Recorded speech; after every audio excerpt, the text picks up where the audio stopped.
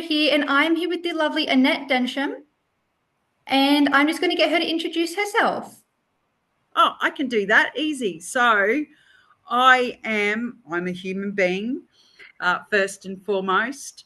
And for most of my life, I've been a writer. So I started out in journalism back when I was 15 and worked in the media across Australia, started my own businesses, worked in corporate comms. I'm a mum of two young men, 20 and 24. Still can't believe I have adult children. I've been married for over 25 years and have been with my husband for almost 30 years. His name is Earl. And I live in Bali now. And I'm the fur mum to two dogs. Lovely.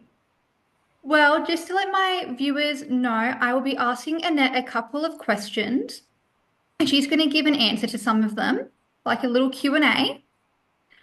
So are you ready to get started? Let's go. Alrighty, Annette. So the first question I have for you is, have you ever struggled with your confidence before? Absolutely. I'm a human being. Absolutely. Um, I've probably my whole life up until around the time I turned 50, where I basically stopped caring what people thought. Not that I didn't, not that I didn't care what people thought, but I stopped worrying about what people thought about me. So as a kid, my mother was a bit of a gypsy. We lived in, I think I worked out 97 homes by the time I was 17. So we're always moving. I went to four different primary schools. So I was always the new kid, and I was taller and bigger than everyone else. So I got picked on a lot and bullied. And that was probably the beginning of, questioning who I was and whether people liked me or not. And, that went through high school. And then when I started working and, I was working in newspaper offices with all of these amazing journalists. And, it was like always the youngest and less experienced and questioned whether I would ever be able to do that. And then probably my biggest confidence shaker was when I went into my own business in my 40s.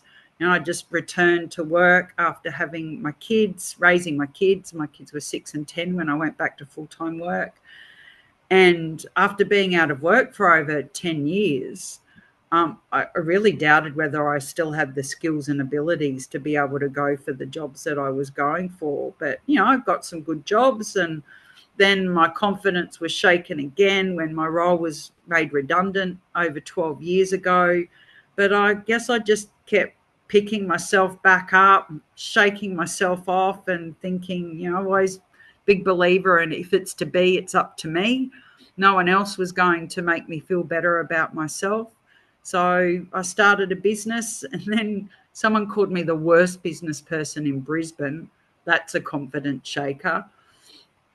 So yeah, it's always been there, that doubt and that imposter syndrome. But like I said, I got to turn 50 and went, why am I worrying about all of these things? Because all of these people who I think are saying things about me are probably worrying about what people are saying about them, and they're actually not really thinking about me. And even if they are they going to pay my rent? Are they going to pay for my lifestyle? Are they going to raise my kids? So I'm just not going to factor them into my decision making anymore. And it was really free. Oh, well, it's good to hear that you have gained that confidence back now. Took Definitely. me a while. Yeah, well, but that's good because it's not always as simple as just something happens and then the next day you're fine and it doesn't matter anymore. Like, it's nice to hear that other people have to build themselves up and have had to multiple times as well. And I think that we go through stages in life where where we do doubt ourselves. And I think it's that doubt's not a bad thing. That doubt is kind of a tap from the universe saying, hey, I'm just checking in with you. Can you do this? Like, reflect on where you're at and what you're doing, because if we don't have that doubt, then we're really just psychopaths walking around thinking that everything's okay with how we're showing up. And there, I mean, there is a thing as overconfident, and that means that you're taking risks that put you in danger and put you in situations where you're not safe. So having doubts okay. Just one of my mentors said to me once, Annette, it's okay to feel this way. Just rent the space. Don't take a mortgage out on it. So that self-reflection and honesty with yourself is really important if your confidence has been shaken. You learn from it, because when we make mistakes or we fail, or something goes wrong, it's an opportunity to go, what can I take out of this, so next time when I fall over, it's not as painful and it's not as hard to get back up. Well, I love that.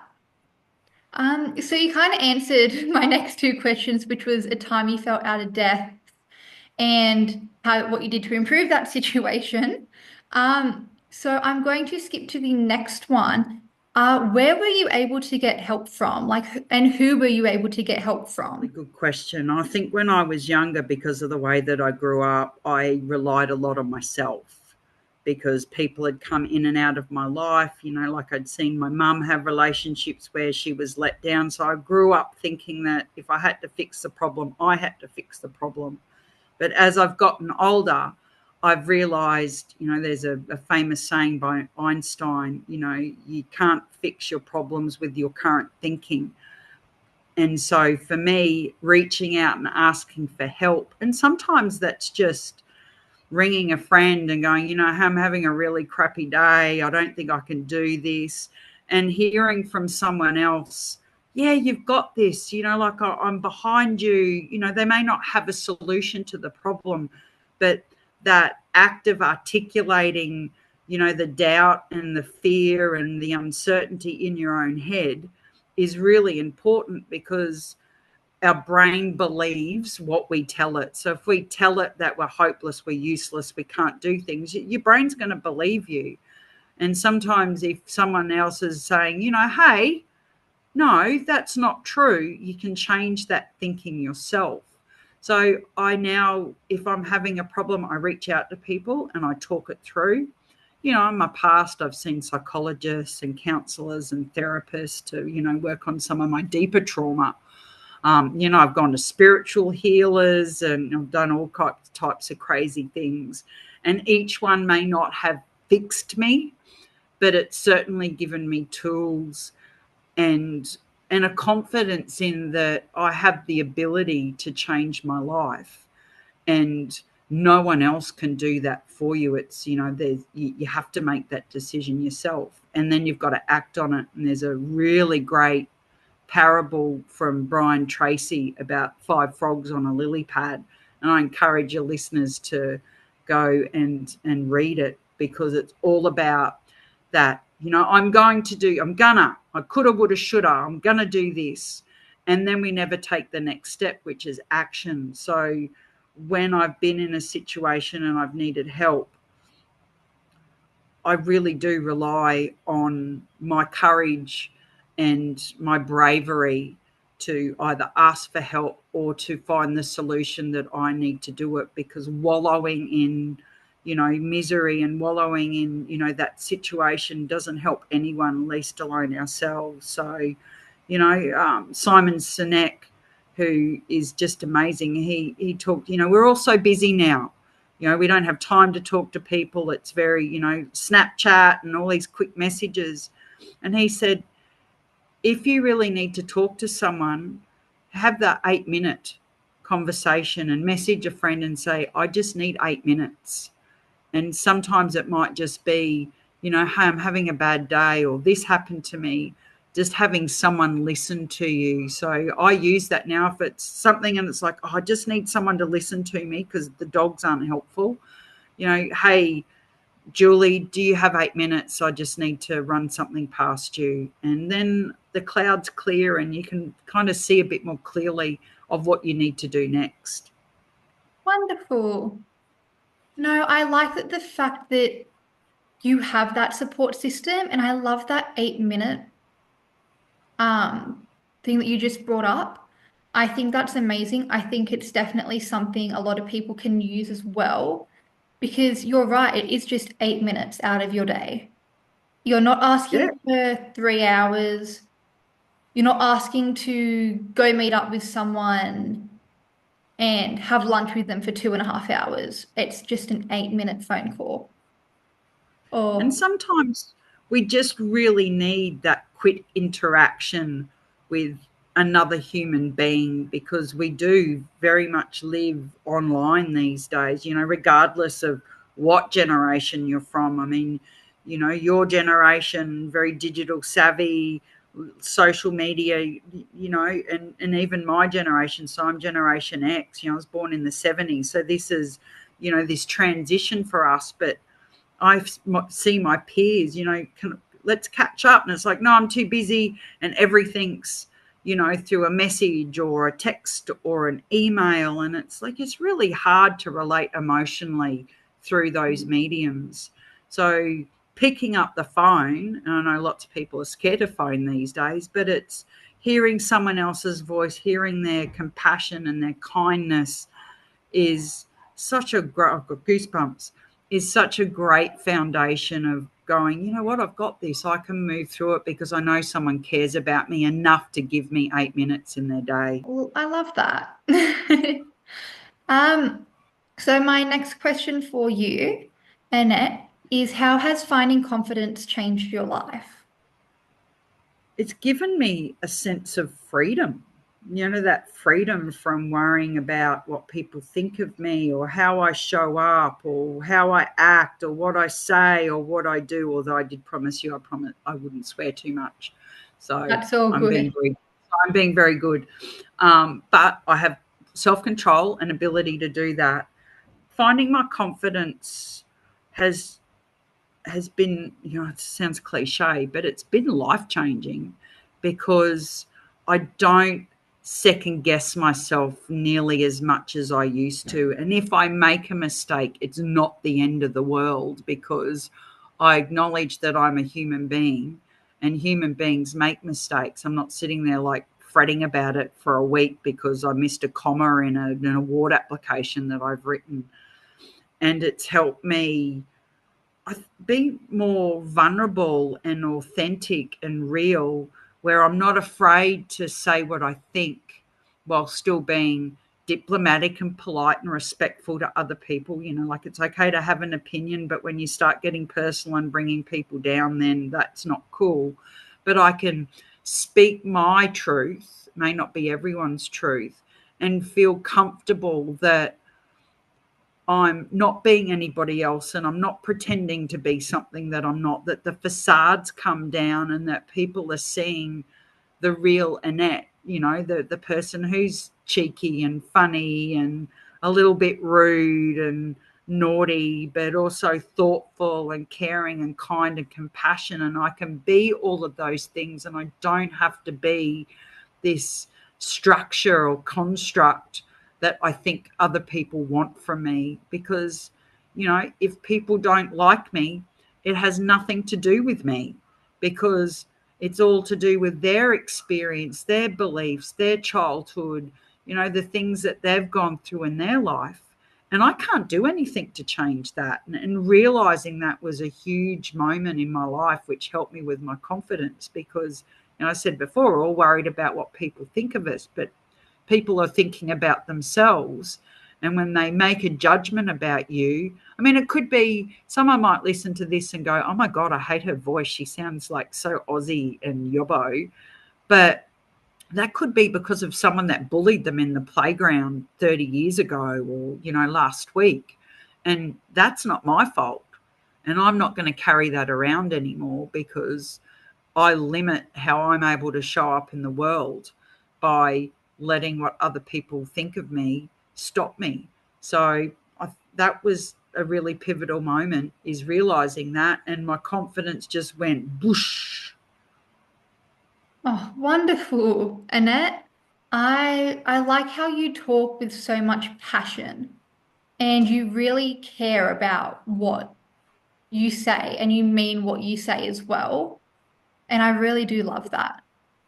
Thank you. That's a lovely thing to say. Oh, you've made me all. I look like a little puppy dog with my tail wagging. Well, and then I have two more questions for you. The first one is, can you share with us one tip you wish you had at the beginning?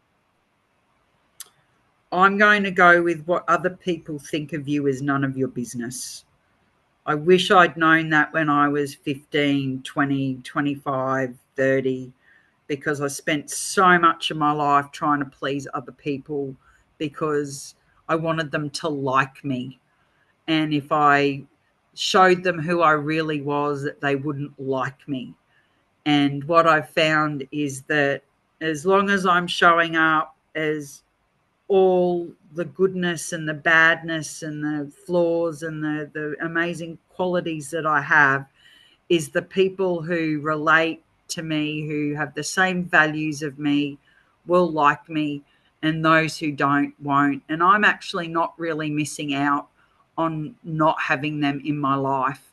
And I think back to school, and the group of girls at school who are popular and everyone loves them, and they've got the boyfriends and they've got the nice clothes and they're pretty and their hair's always nice, and always wanted to be in their space. And I was just a bit too geeky and dorky and athletic to fit in with them, but I tried so hard to be part of their group. And now I think, why did I bother? Because they just, if they did include me, they did it because I could be the butt of their joke, or I could make them feel better about their place in life. And what I've learned is that they also were carrying around their own challenges and struggles, and the way that they were showing up in the world was a manifestation of that. And I met a we had a school reunion a few years ago, and one of the biggest bullies at school was there. And I said to her, "Oh, did you know so and so didn't come to this reunion because you're here?" And she's gone, "Oh my God, that was like 30 years ago." And I went, "Well, that's the impact that you had on her, is you made her feel so bad about herself that she doesn't want to be in your space." And this girl said, "I don't know if you realize this, but at the time, this is what was going on in my life." And adult Annette went, "Oh." So her being a bully was her way of coping. And now I'm not justifying bullying at all, but I wish I'd known this then, because then I wouldn't have strived so much for them to like me, and I would have seen them more as human beings rather than as people that I was aspiring to be. Yeah, no, I 100% agree with that. I find that, especially when it comes to bullying, that usually bullies like to pick on people who they believe may be weaker than them and easier to pick on. But usually the bullies are the ones who have something going on in the back, and it's how they're expressing their feelings and they're taking it out on someone who they know is quite strong-willed sometimes, or very strong-minded, who may be able to stand up for themselves. And I mean, it's a mystery to me why some people do it, especially this day and age. But I think that sometimes we need to, yes, the victim of bullying, we need to check up on and make sure they're okay. But sometimes we need to check up on the bully as well and make sure that they're doing okay too, because there's always a reason behind bullying. And sometimes we just need to dig a little bit deeper into why as well. Yeah, absolutely. And I think bullying is insidious and heinous. It's awful, and it's an awful way to express the struggles going on in your life.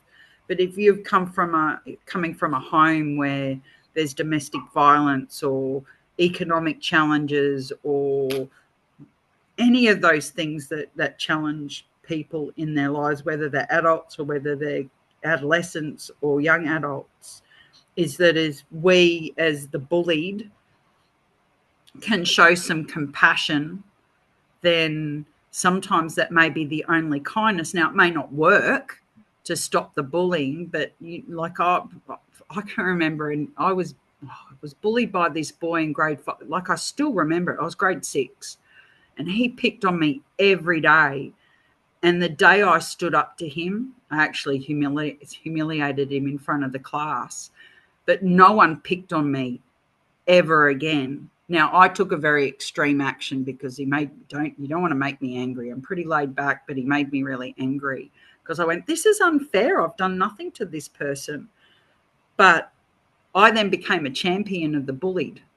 So if someone was being bullied, if they couldn't use their voice, I stood up for them. But as I've gotten older, now if someone bullies me, one of my first questions is, are you okay? Is there something that I can help you with? And it's quite disarming when someone's being horrible to you and you go back and you care and you say, are you okay?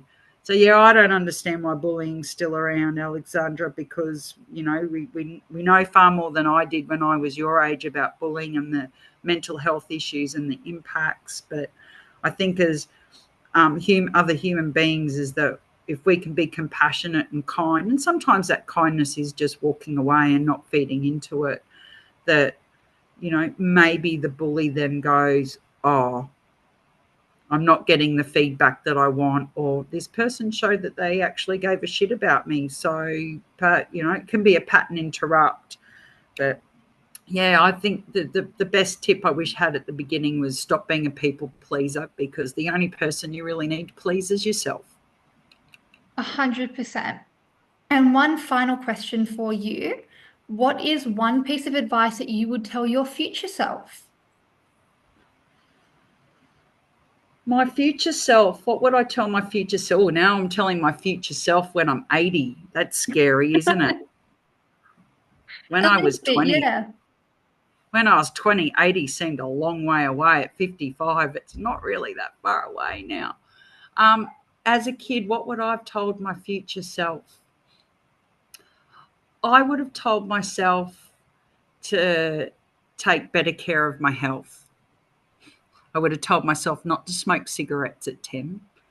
I would have told myself not to wag school. And I would have told myself that um, giving up is not an option. Readjusting, readapting, reflecting are options, and they're much better than just dropping something because it becomes too hard. I think I also would have told myself that there's no such thing as a guarantee in life, that delayed gratification is something that it means it's worth having, that you've got to work for, that nothing comes to you for free, that you have to put in the effort, that if you're expecting things to just be dropped in on your lap and you're entitled to it, that's not the case. That everything that I've achieved and aspired to has come through hard work, persistence, and not giving up.